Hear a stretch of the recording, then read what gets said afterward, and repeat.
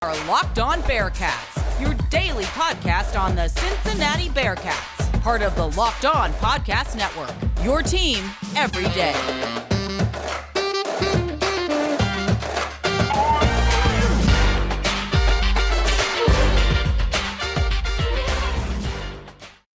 It's one of my favorite shows to do every week. Thanks so much for making Locked On Bearcats your first listen every day, free and available where you get your podcasts everywhere, including right here on YouTube. So don't forget to subscribe and follow us to get an alert every time that we drop a new episode here on Locked On Bearcats. I'm Alex Frank, your host each and every day. I'm joined today by, and let me take my Twitter handle down so you can see who is joining me today. I'm on Twitter at Frankie_Natty in case you didn't see it or want a refresher.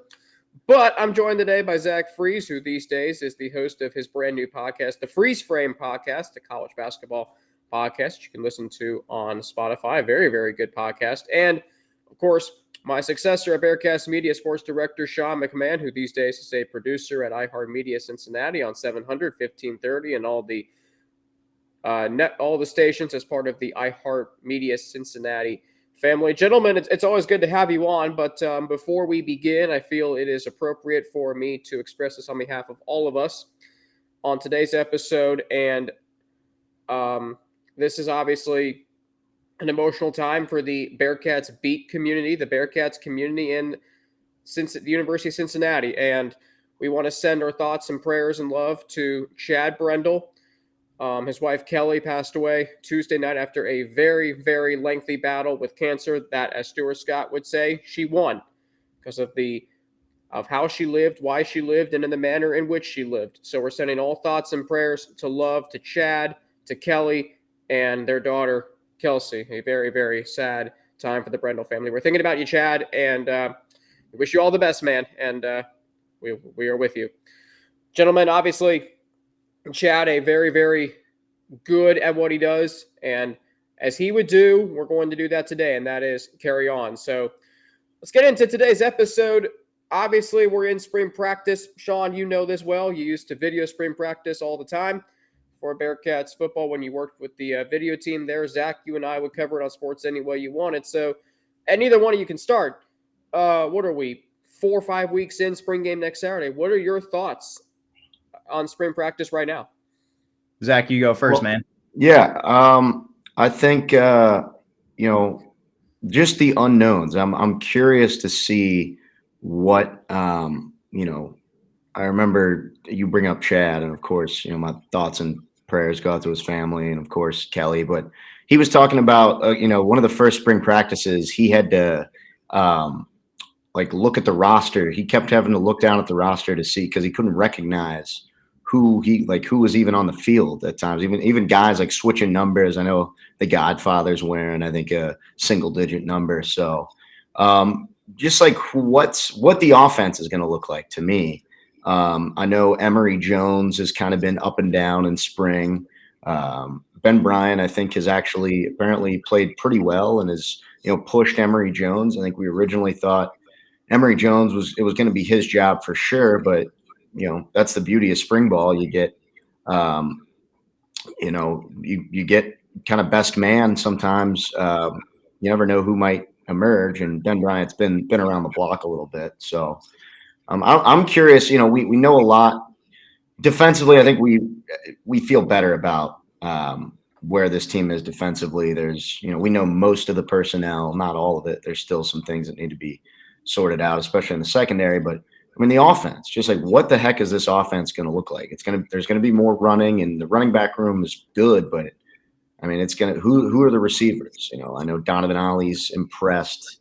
I know D Wiggins has looked the part, but like the O-line, there's not a lot of depth on the O-line, only one returning starter. So I'm curious to see what the heck this offense is going to look like. Cause we're, Desmond Ridder, we're only 2 years removed from that. And you've got, the Desmond Ridder days, Alec Pierce days. We're 2 years removed from that, but it feels like a lifetime removed from that. You got so many new faces from 2 years ago. It's crazy. So what is this offense going to look like? That's what does Sadie have cooked up? That's my biggest kind of question. What I want to see the rest of spring and maybe the spring game too. Sean? Yeah, I'm sort of on the same page. I mean, when I think about this coaching transition, I sort of think about when UC basketball transitioned from Mick Cronin to John Brandon. The question was, what are we going to see different about this team from Mick Cronin? Because Mick Cronin was hard-nosed defense and just bully you in the paint. John Brandon has a very different style of offense. So it was, what kind of players are we going to see come in? What kind of offense are we going to see run? And it's very much the same questions we have this year. Defensively, like Zach said, it's looking pretty good. We don't know the entire depth. And another thing that you can compare this to is, the roster. You're going to look at this roster and go, I don't know who most of these guys are. I've never heard. A lot of them are going to be transfers, and that's how it is in college football nowadays, especially during a coaching transition. You're going to have a lot of players follow him to his new position, and you're going to have a lot of guys leave. So it's going to be really different, and it's going to be really hard to adjust for some fans, especially entering the Big 12. It's going to be a heck of a turnaround. But defensively, I mean, the D line is about as good as it's always been. I mean, All-American, some All-Americans in there, Dante Corleone. You just got some dogs on the defensive line. But like Zach said, offensively, what are we going to expect? I don't know. It's going to be more running. I think a lot of from what I remember watching the so-called keg of nails game in the bowl game in Fenway this past year, based on what I saw, Coach Satterfield's offense is more about kind of getting to the edge and finding open spaces, creating holes on the boundary, and getting a guy who has the speed to get out there and to burst through those holes and get you some yards. So with the quarterback situation, it's a question of who's going to lead that specific offense the best. And I have heard from a friend that maybe Evan Prater might be the best guy to do specifically that job. Maybe he's not the best passer. Maybe the best passer is Ben Bryant.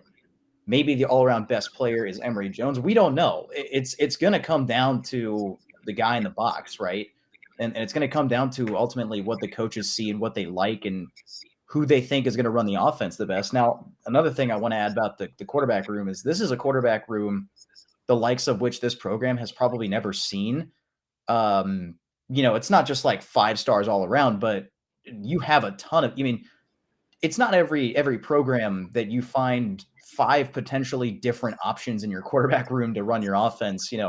Brady Drogosh, Brady Lichtenberg, Evan Prater, Emory Jones, and Ben Bryant. Like, that's not really a problem that most programs have. It's a good problem to have. It drives up the competitive nature and God forbid somebody gets injured, that there's a guy behind him and a guy behind him who they're talented enough to probably run the offense too. So the receiver room is going to look a lot different now that you don't have Trey Tucker and Trey Scott. Or no, I'm sorry, not Trey Scott. Tyler Scott. Trey Scott was a player. A good one there, Scott either way. So you're not going to have, those guys in the receiver room. You don't have the tight ends anymore that you have in Josh Wiley and Leonard Taylor. Who last year kind of seemed to vanish off the face of the earth. But I think that's due to an offensive coordinator change more than anything. But yeah, so it's going to be interesting to see what comes out of the spring, what observations are made at the spring game, and then ultimately what product gets put on the field in the fall. Well, and I think you both bring up several interesting points there. Zach, something you mentioned that I think I've thought about at times this offseason, and certainly since the Bearcats walked off the field at the Cotton Bowl in Dallas, but they're not that far removed from those days of Desmond Ridder and Alec Pierce, although it feels like it is. Sean, you're shaking your head because you felt like last year was such a struggle offensively. And to your point about this team being able to run the football better, I mean, this team only averaged 130 rushing yards per game last season. So I think if they can get back to who they were as a running team that they were in 21 and 2020, and I think they're going to be able to do that with Satterfield's scheme. I think they're going to be able to do that if Emory Jones is the starting quarterback, and maybe to a degree if Ben Bryant happens to win the starting job. The quarterback room definitely is – there's a lot of interesting layers to it because, Sean, you mentioned it, they have 5 players. So I don't think – and – you guys can weigh in on this. I don't think they're going to add another quarterback in the transfer portal, given how many quarterbacks they have. I'm They'll lose guys before they add guys. Right. I said they'll lose guys before they add guys for sure. That's and that's a good topic for another show, because I think eventually what you're going to see is there's going to be one or two that separate themselves from the pack. And then those other guys, as you mentioned, Sean, they're going to transfer. Evan Prater, I think, is one of those prime candidates to end up in that position. And it's a shame because he was a 4-star recruit coming in. We all had these high expectations. And I don't like saying this, but I think Ben Bryant transferring back to Cincinnati last January, I think ever since then, Prater's been that's been Prater's head, and he hasn't been able to overcome it. Even when he got his opportunity to start, he was good in some areas, but not where he needed to be in order for the Bearcats to win those final 2 games, the regular season finale and then the Fenway Bowl. So definitely a lot of big storylines to track during the spring. I do want to ask you this, because the three of us all know this. But what has been a driving force behind the Bearcats, not only the running game and the offensive line and the defensive line over the last 20 years, but we all know how great the tight end position has been over the years, going all the way back to not even Travis Kelce, but Brent Selleck. So right now, you're looking at your 2 starters, Shimon Mateer, and maybe if the Bearcats go with a 2 tight end personnel. But do you see, guys, the Bearcats maybe going out and getting somebody else in the transfer portal to supplement the tight end room if they don't like who they have? Do you see them doing that? Well, I think they have options at tight end, but they just don't have a lot of experience. Would it be a shock if they went out and added a guy? No, but they did add Joey Belgian, I think, from Western Kentucky. Yeah. And by all accounts, he's flashed at times. But, I mean, I think in an ideal world, Alex, Shimon Mateer is the next tight end in that lineage of great tight ends. Physically, from a physical standpoint, he is a monster. Now, like you said, I mean, last year, he never really got the chance. He's dealt with injuries, and you're playing behind Josh Wiley and Leonard Taylor, so you're not going to be on the field a lot. But I think he would be the guy, if there's anyone that you would expect to hopefully take a jump, because he's going to get a ton of play this year. And, I mean, Singletary played a little bit last year, but he's been mostly a receiving guy, not as much of a blocker. So could they add out of the portal? Maybe. But, I mean, I think this is a great opportunity for Shimon Mateer to just really hopefully break out, because I was hoping last year, man, he could be like a secret weapon almost. But it didn't work out with injuries. And then, Taylor and Wiley are going to take the bulk of the snaps. So this would be I'm really rooting for Shimon Mateer to bust out, because I think he's gifted physically. He's a really highly touted kid coming out of high school. So he's got a great opportunity to really to bust out. I'm excited for him. And if not, I mean, they do have Belgian and Singletary are fine options, I think, behind him. But it's it's inexperienced. They don't have a ton of experience. But Shimon Mateer is a super talented guy. So I think you're hoping he's the guy that really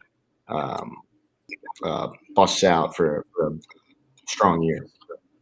Yeah, I kind of agree with Zach. I mean, they could certainly go into the portal, because that's the world that we live in. That's the college football world that we live in now. The portal is just more or less, you can kind of go shopping. If you're a high enough program, you can just go shopping and go, yeah, we can use you and you and you to fill the gaps. Cincinnati's not really one of those programs per se. It's not the Alabamas or the Clemsons or Georgias who can just go in and pick out whoever they want, but they certainly could go in and potentially find somebody. I don't know who that would be. But I think this is one of those scenarios where it's kind of like the old Brian Kelly saying when he was the head coach, next man up, right? It's who's going to step up, who's going to be that leader. So I think that's ultimately what it's going to come down to, is who do we have in the tight end room that's going to step up and fill that potential gap and fill that role in the offense. It's a good point about that's what the transfer portal is now, Sean. I mean, you're right. Now, to your point about the Bearcats not being Clemson, Alabama, or Georgia, it's so interesting to think about where the Bearcats stand on a national level when it comes to relevancy, because and we've talked about this, Sean, a lot. You think about programs in college football like Georgia, Tennessee, Notre Dame, USC, Texas. They could have 8-4 seasons, and yet they're still the talk of college football because of their sustained body of work. Cincinnati has a recent body of work that's really good. We know that, guys. But, I mean, it's just so interesting to think about. Like, a lot of us fear irrelevancy. And I totally get it because as a Bearcats fan, when they were, in year one of Luke Fickell, they were 4-8. They've been sort of there in men's basketball over the last, twice in the last 20 years. And you don't want to go back to that. So now that you're going to the Big 12, now that you're going to be playing in the Power 5, it is going to be interesting to see how nationally relevant they are. Do they go out and get another tight end? Zach, you mentioned that you wouldn't be surprised if they did. I threw out a guy, I don't know if you guys have heard of him, Varkeus Gums, the tight end from North Texas. 34 catches last year, over 400 yards, and 5 touchdowns. That could be a serviceable guy. But then the problem becomes, is he so good, or was he so good in North Texas that then it just trumps Mateer and Singletary like that? You just don't know the answer to that. But what I do know is we're going to switch gears. We're going to go to the hardwood. We're going to talk about what you guys think the Bearcats' number one need this offseason is, and that can be a position. It can be something that needs to happen. The number one thing that needs to happen for this program to be competitive in year one in the Big 12 and maybe get back to the NCAA tournament, plus your thoughts from the national championship game on Monday. And when we talk about UConn and Blue Bloods, because that is a really interesting topic, we'll get into that after I explain to you how this episode of Locked On Bearcats is brought to you by FanDuel Sportsbook. The NBA playoffs are almost here. In fact, the play-in tournament starts next Tuesday, and now is the perfect time to download FanDuel. It's America's number one sportsbook because new customers get a no-sweat first bet up to $1,000. That's bonus bets back. Say that 5 times fast. If your first bet doesn't win, just download the FanDuel Sportsbook app. It's safe, secure, and super easy to use. Then you can bet on everything from the money line to point scorers and threes drained. Plus, FanDuel even lets you combine your bets for a chance at a bigger payout with the same game parlay. So don't miss the chance to get your no-sweat first bet up to $1,000 in bonus bets when you go to FanDuel.com/lockedon.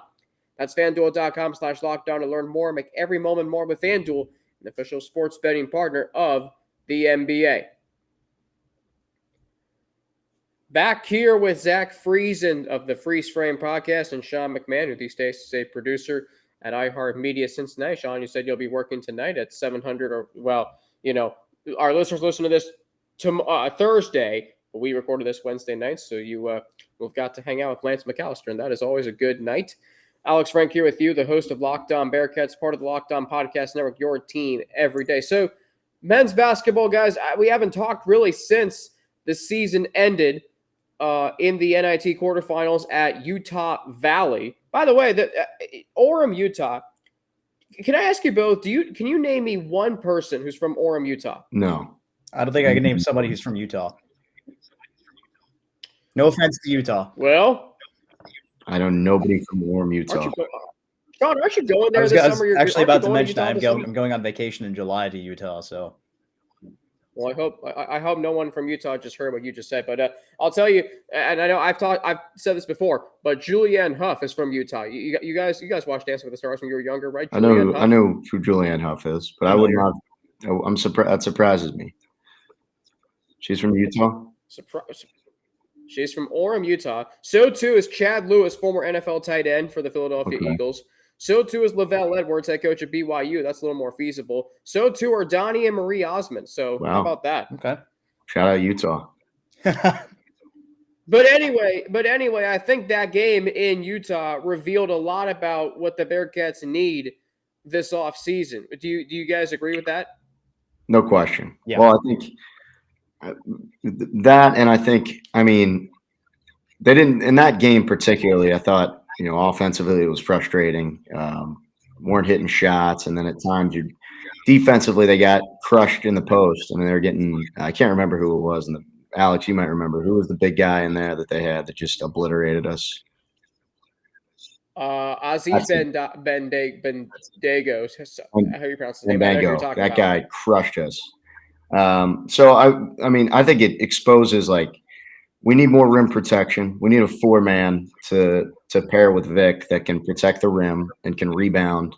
And Odie came on strong at the end of last year. I don't want to knock Odie, but they need someone. They need a difference-making 4-man that can play in the Big 12 for sure. Like that's to me, that's been what I've wanted for the last 2 years, and I thought hopefully Kalua Zekpe was going to be. Didn't work out. That's the biggest thing to me. Like they need someone inside to pair with Vic, like they need like a Trey Scott-esque type of player. And I know that's easier said than, yeah, I mean, go figure. You want Trey Scott. Of course you want a Trey Scott kind of player, but they need something like that, close to a top of the roster 4-man that can rebound, protect the rim, maybe stretch the floor. So it's a big ask, but that's what they need. Yeah, I was going to say the same thing. They need a big guy. I think back to the Mick Cronin team in 2018, and they had Nasir Brooks, for all those years, and he was a very dominant player inside the paint. Defensively, he was getting rebounds. Offensively, he was getting rebounds. Offensively, he was putting up boards, and he was bullying guys inside the paint. Another thing that there's a lot that I want to see, frankly, in terms of improvement. Now, I will say this team this past year, they defined improvement. They won more regular season games. They won more games than they did last year. So progress isn't linear. Right.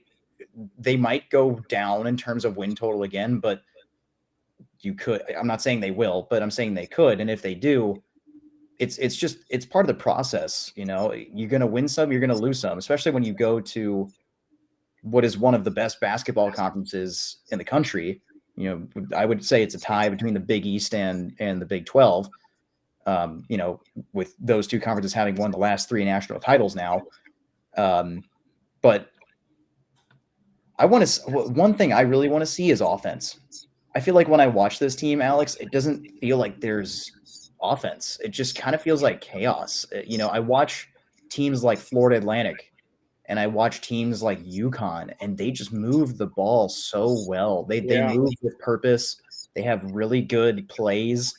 They find guys. They pass well. They rebound well too. I think rebounding is another thing that Cincinnati has kind of fallen away from over the last several years. Is go get the ball. I want to see a little bit more effort in terms of diving on the floor, getting a loose ball, and finding the open man. And I want to see somebody who can take over a game like Jaron Cumberland used to be able to do, or just balance as well. Defensively, I think they stepped it up a little bit this past year, so I think that's great, and they're gonna have to step it up even more entering the league they're about to join. Which, by the way, they just added the Big 12 logo to the floor in 5th. So looks great. Excited about that. But there's a lot of things I want to see. But for me, I think the biggest thing is an improvement on the offensive side of the ball. I want to see rebounding get better, and I want to see, a tougher attitude, because I think back to a game. I can't remember when this was. I want to say 2018 or 2019. And I want to say it was a game against Memphis. I don't quite remember. But I remember watching the TV broadcast, and I remember hearing the announcer, at first the Bearcats were kind of struggling. And then all of a sudden the momentum started picking up, and you saw the defense come alive, and the announcer, and I don't remember who it was.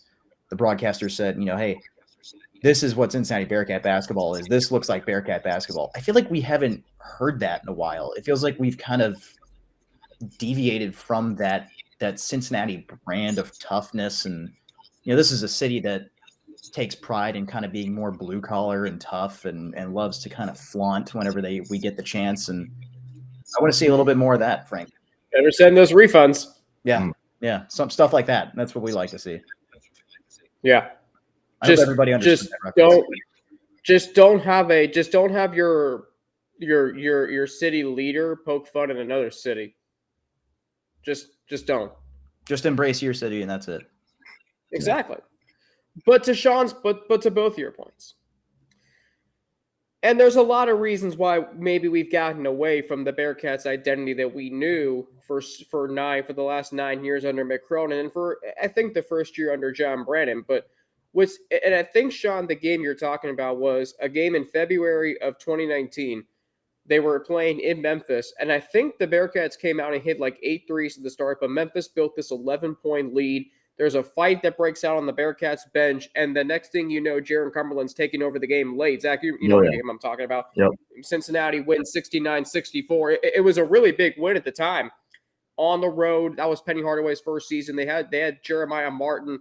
They had there's another player on that team. I'm blanking on his name, but the point is, I'll think. He wore number 11. There's I think I know who you're talking about. You know, that guy who used to strum the guitar every time he made a free, Lester Quinones. Yeah, I think that's who I'm thinking of, yeah. I was thinking, him, and then Zach, number 4 on Memphis on 2019. Got it, the big man. I'm trying to remember his name. It wasn't Davenport. Rainier Thornton. Rainier Thornton, that's right. Yeah. Sean, you might, But, okay, but the point is this. Like, yes, they don't have that big guy like Nasir Brooks, Sean. I was going to also add Kyle Washington into that mix. Guys who can, get rebounds down low. He can step outside, hit a three. There was a sequence, you guys remember this, in the Georgia State tournament game in Nashville. Washington blocks a shot at the rim on the side of the rim and then goes down and hits a three at the other end, which completely flipped the game, into their favor. They don't have that guy right now. They don't. And I think there is some offense, Sean. I think you're right. But in a big game, watch them turn the ball over 15 to 20 times. That's what frustrates me. You mentioned the teams that move the ball well. I know your brother had, the thrill ride of a lifetime with FAU, his alma mater, going to the Final Four. They could score when they wanted to. They could pass the ball when they wanted to. They always made that extra pass. Like their game against Purdue here in Columbus, I was at that game. That extra pass they made for the game-winning bucket, that's what they do best. Cincinnati, it feels like to me, they could score, and we would talk about that. I would talk about that a lot on the show, but when they needed to move the ball, they really didn't do that. Like the last possession of the Tulane game, Zach, you texted me some words I can't say on this show, but DeJulius walks the ball up the floor and doesn't move it anywhere, and he settles for a long three that really didn't need to be attempted. And then you think about, it almost cost them the Temple home game. Nolly just goes down the court, pulls up for three, doesn't even try to move the ball. So the point is that there are some things they do well, but there's still some things they need to do. So real quick, percentage chance you give Landers Nolly of coming back to school despite entering his name into the NBA draft? He doesn't have an agent yet, right? Okay. No, which is good for us as fans. Go ahead, Zach. Sorry.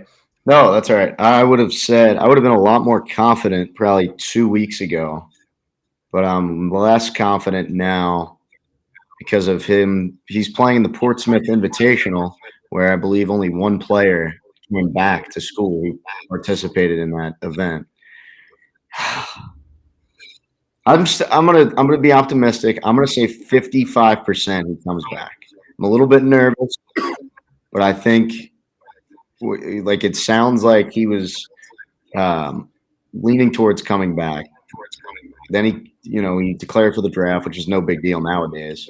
But I don't think he's going to be an NBA pick. Maybe he just wants to be done with college and play overseas anyway and make some good money. But with NIL now, I feel like there could be a big enough bag that would hopefully keep him. I'll be optimistic, though. I'll say 55%. That's the exact number I was originally going to go with. But the more I thought about it, I'm not going to be as optimistic. Being a Cincinnati fan, I'm a little more pessimistic by nature. I'm going to say I'm going to lean more towards like the 30 to 35%. Like Zach said, a couple weeks ago, would have been higher. Probably would have been at that 55% mark, but I think as time has gone on, it's, no one knows. Not even Landers Nolly knows at this point. So, time will tell, but I think there's still a decent shot. I think NIL is a good point Zach brings up. What kind of deal could they maybe work out with him that would sort of at least help incentivize? But I think he would definitely be a huge contributor if he were to come back. I think he would help a lot with the offense. I think he would help a lot with the defense too. So there's a lot of benefits you get if he comes back. So we'll see. But I know another thing they get is they got who else are they returning this year? Victor Lockins not leaving. Lockins returning. Well, we think so far it seems, yeah. Jeremiah Davenport is he coming back? Is there any? We haven't heard anything yet. Nothing. Okay. No news. Yeah, I hadn't heard anything either. I was curious if you guys knew, but well, Odio Guama has announced he's coming back, so that's key on the interior. Yeah, I'll side with you, Sean. I'll say 50% because I just don't know. It's hard to tell. I mean, I want to think this is like Jaron Cumberland 4 years ago, where he enters the NBA draft, then comes back Memorial Day. So maybe that's how it is with Landers Nolly. We don't know. What I do know is this. And this is what is so interesting about college basketball. The program with the most national championships in the last 25 years is, do any of you know? UConn. Not Duke, not North Carolina, not Villanova, UConn. The UConn Huskies. 5 national championships in 25 years.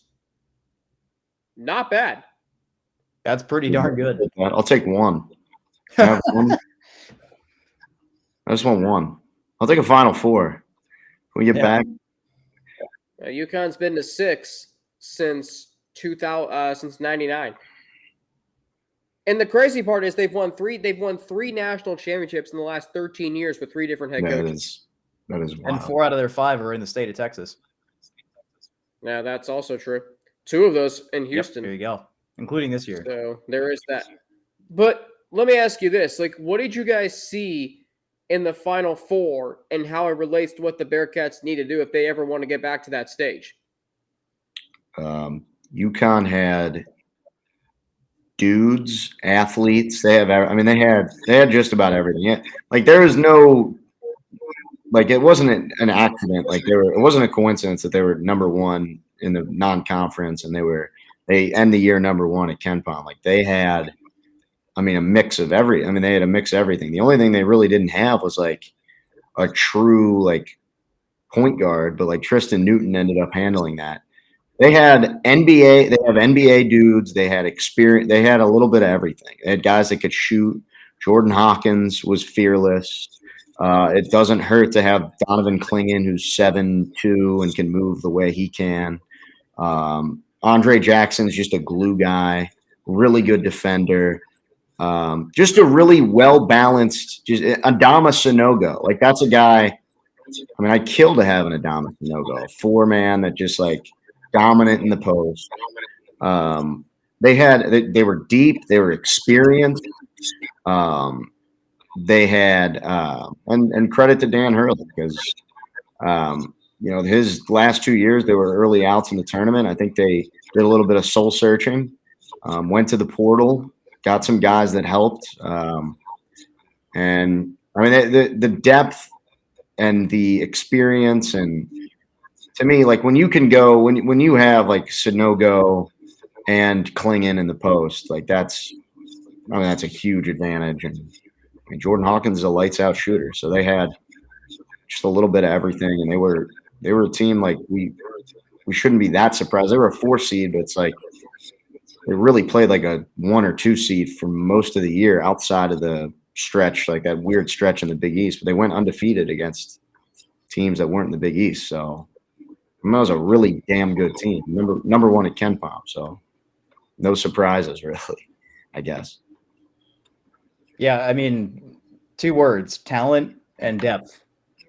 That's as simple as that may sound. It is hard to get. Now, you can look at maybe UConn started recruiting really well under Dan Hurley as well. Right. Recruiting went skyrocketed, and part of that is due to the fact that they changed to the Big East. Now, could that maybe translate for UC going to the Big 12 potentially? I don't know. Ultimately, that comes down to the head coach and his staff and what they're able to put together. It's not just as easy as transferring conferences and then all of a sudden your recruiting just skyrockets. You got to put the work in. But yeah, UConn just had talent. They had depth.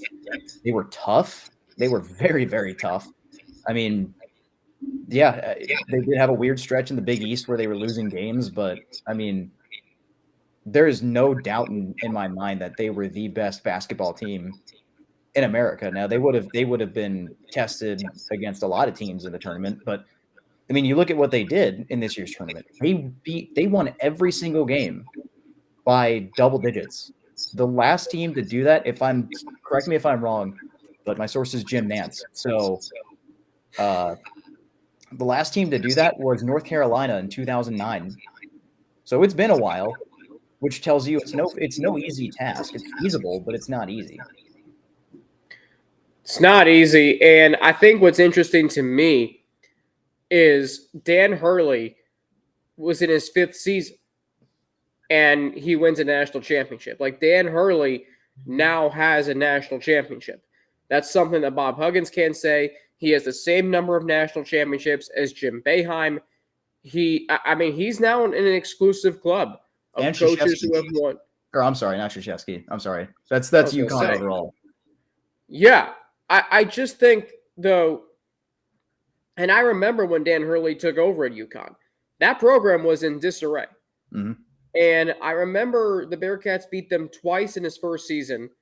And I said to myself, these games are pretty dang competitive. Maybe Dan Hurley is going to turn this program around. The second year, they beat Cincinnati in overtime in Stores or Hartford, wherever they played that game. And then the next year, they go back to the Big East, which I think has done nothing but dividends for them. Because they belong in the Big East. They don't belong in the AAC. They belong in the Big East playing March basketball in the Garden, in New York, wherever it is. And for what it's worth, they've come out of the West 3 times in their national championship years. But UConn just has a way of, in the tournament, getting hot at the right time. They did it this year. They did it in 2014. They did it in 2011. They did it in 2009 when they went to the Final Four. They did it in 2004 when they won the national championship. And they did the same thing again in 1999. So the point is that we can talk about blue blood programs, Kentucky, Kansas, Duke, Villanova, North Carolina, all that stuff. UConn has to be in that conversation.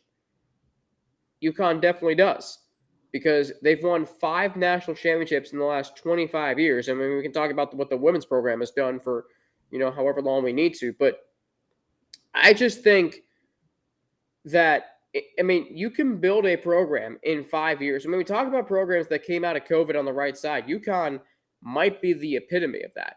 I would also throw San Diego State in there. I would throw the U in there. I'd throw Florida Atlantic in there.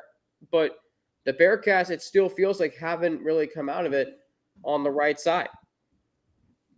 Yeah, I think it, like you said, in college basketball, things can you can turn a program pretty quick, but like Kansas State, for example.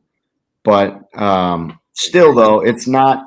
Sometimes it's not an easy fix. Like FAU wasn't an easy fix for Dusty May. Hell, he didn't want the job after he took the job. He wanted to quit. It took 4 or 5 years. Dan Hurley, like you said, Alex. First 2 years weren't great. The American. You get to the Big East, and their fortunes start to change.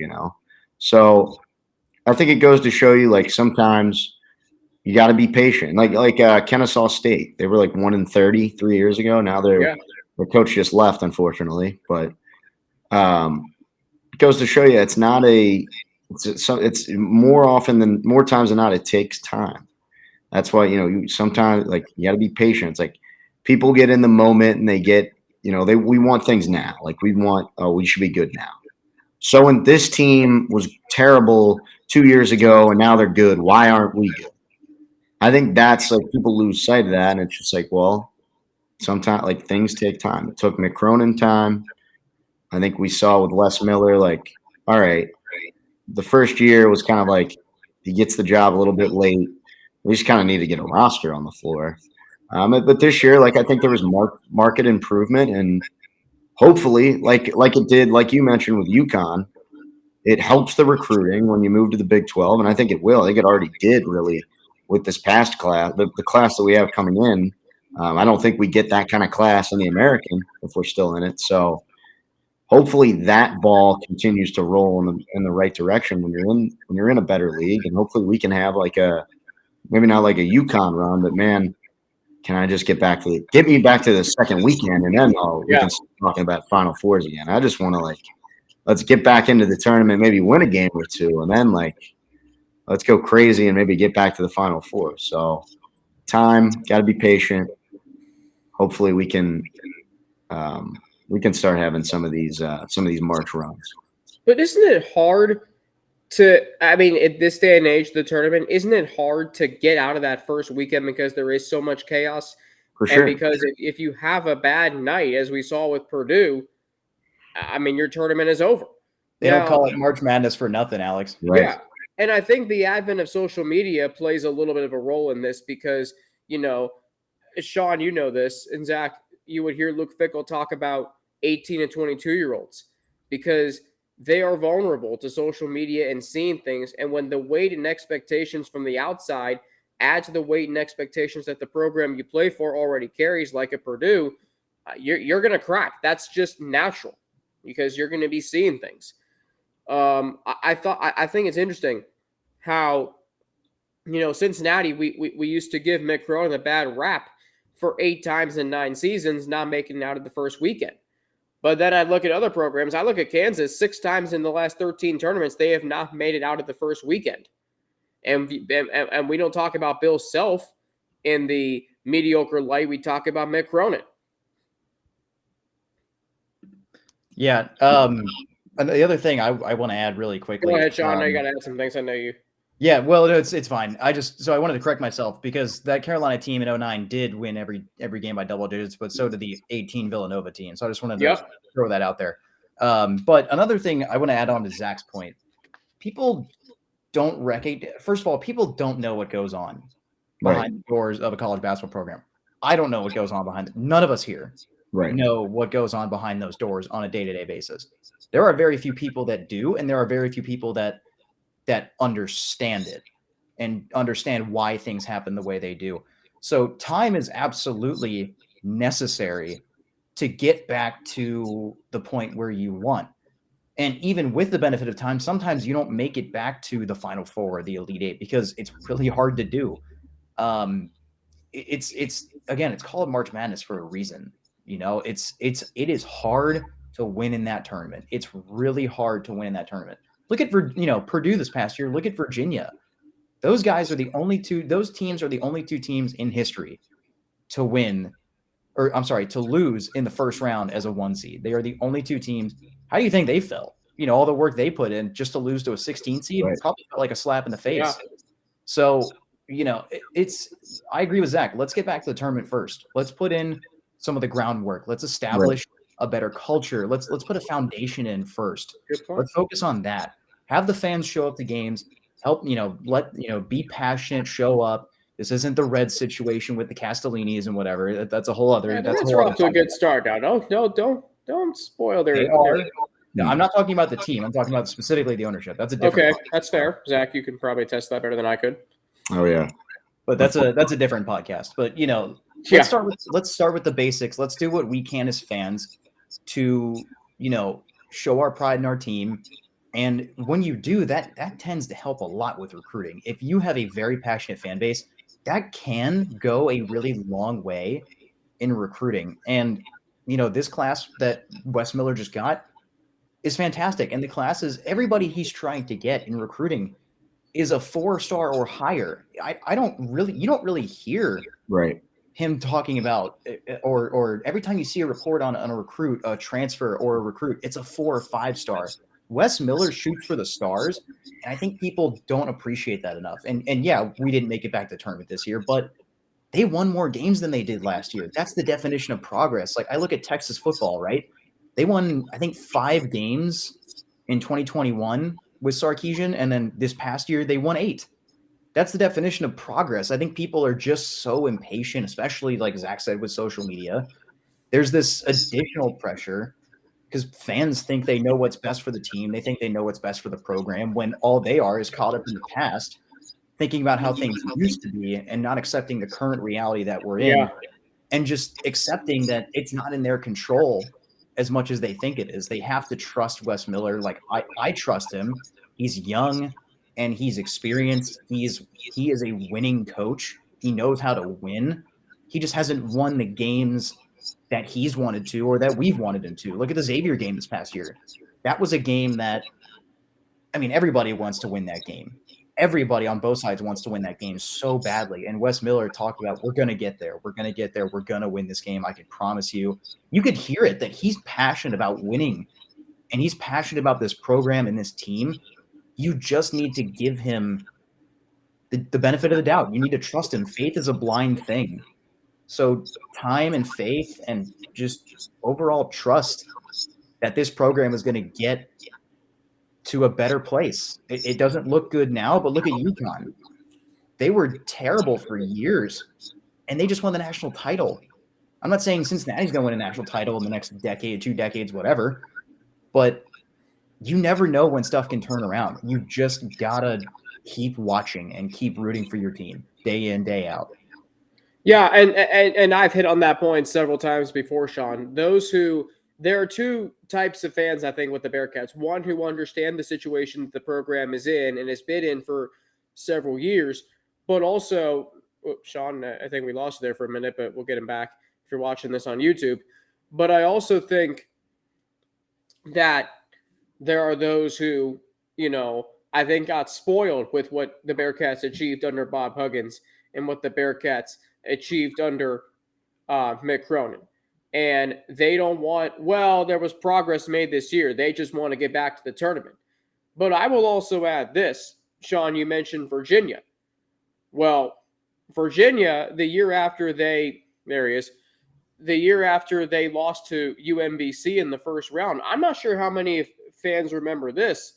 They were down by 14 in the first half to Gardner-Webb in the first round of the 2019 tournament. And then then they won several close games. The Purdue game, Zach, you and I talk about that all the time, is one of the best tournament games ever. Yeah. And then they, whether Samir Doty committed that foul on Kyle Guy is a debate that we could have still 4 years later. The point is, Kyle Guy made those 3 free throws, won Virginia the game. And they were down by double digits in the second half of that game.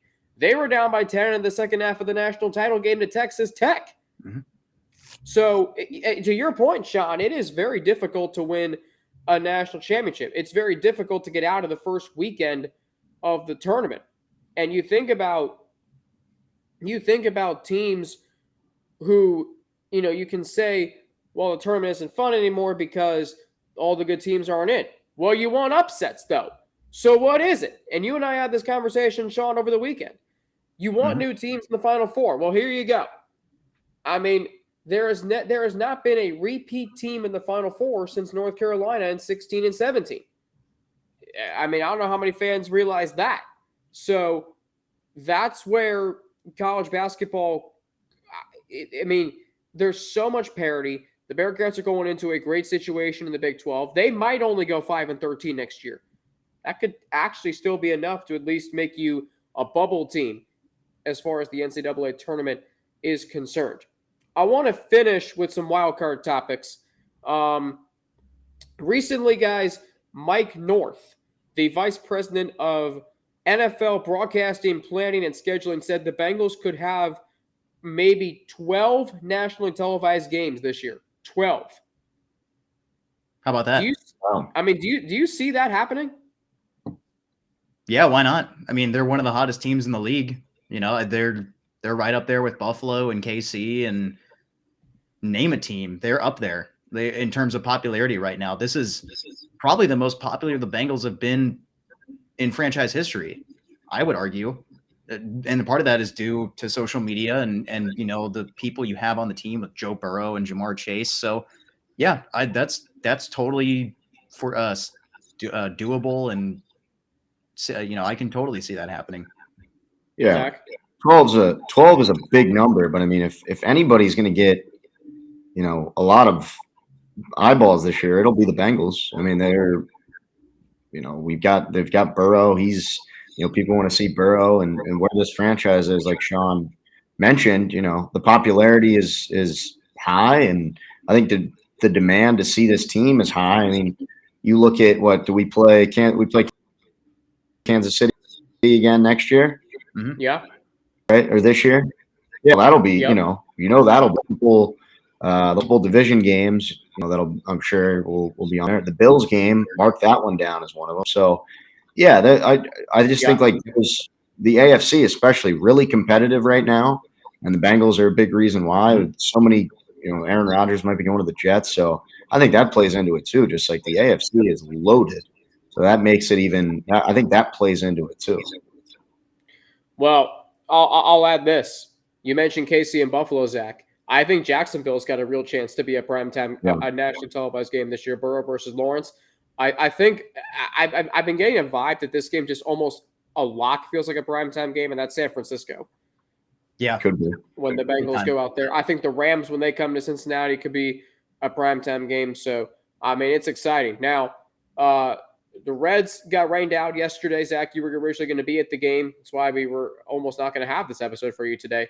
But Reds are 3-2. They take on Philadelphia later this afternoon. What do we think? Are we happy? Are we, hey, it's only 5 games in. Like, how are we feeling about where the Reds are right now? I'm terrified of this road trip. I mean, it's a fair word.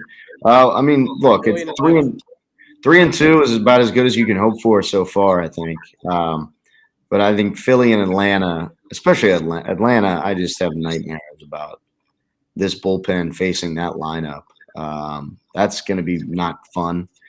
Hopefully they can make it out alive, at least not like 1-6, 1-7 or something, or 6, or however many games this road trip is. But my fears are that this bullpen will get exposed just because it's not very good. It was bad last year. They ran the same. They're running it back. And I mean, the lineup, I guess Vosler's been a fun story. Friedel's been hitting well. India looks like he's in 2021 Rookie of the Year form, but I don't know. I feel like that magic might run out in terms of the whole lineup, the guys that have been off to a hot start. It just feels like, the back of the baseball cards say that this is probably not going to be a very good lineup, and it's not going to be a good bullpen. So that leaves the hope of just the 3. You hope the 3 starting pitchers, Lodolo, Green, Ashcraft, you hope they look competent this year, and if they do, you count that as a kind of a success, I guess. Not obviously you don't want to win 70 games, but that's kind of the most important thing in my book. Hopefully those guys look the part, because I mean, outside of India and Stevenson and maybe Spencer Steer, but you can throw Spencer Steer in there. I'm not sure how many of these guys are going to be on the next great Reds team. We'll see. So starting pitching is what the big 3. That's my biggest thing. I'm going to be locked in on those 3 guys and how they perform. That's the biggest thing. Yeah, for me, I'm a results-based guy. I like to see things happen first before I come to conclusions. Now, I'm not one to not hop on hype trains. Don't get me wrong. Like, when the Bengals started playing really well, of course, I hopped on the hype train. Am I a bandwagon? No, I grew up in the city. It doesn't count. But we're 5 games in. There's 162. There's 157 more games to be played. That's a lot. So, should Reds fans be excited, and should they support their team? Yeah, absolutely. But I think until ownership kind of starts to show more confidence, because I was talking about this with a buddy of mine. I feel bad for the players, because I think about, some of the stuff that's been said. I think Phil Castellini came up with a stat that was like, what was it, 70 or 80 or 90% of teams are eliminated from the playoffs by day 1. And it's like, that doesn't even make sense, because Alex, you made a great point. I think you said 40% of the field makes the playoffs, the MLB playoffs. So that statistic already doesn't add up. And then what does that say to what does that say to your players? What does that say to your clubhouse? Hey guys, I know I know you guys are pros and whatever, but 90% of teams don't even make it anyway. So that's what kind of message is that to your fans, to your team? So I feel bad for that because these players are having to kind of find their own motivation, having to create some sort of excitement. They added the Viking helmet stuff, like when they hit home runs, just to try to generate some kind of excitement, sort of a turnover chain kind of thing, if you will.